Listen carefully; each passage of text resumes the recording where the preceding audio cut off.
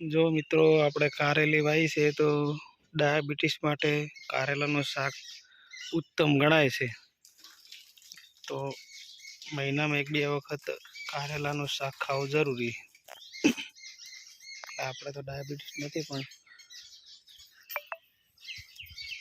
કારેલાનું શાક ખાવું સારું.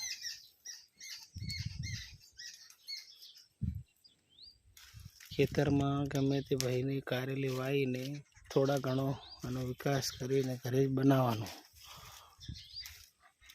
મહિનામાં 4-5 વખત તો શાક કરાવે જ કારેલા એવી છે. જો મિત્રો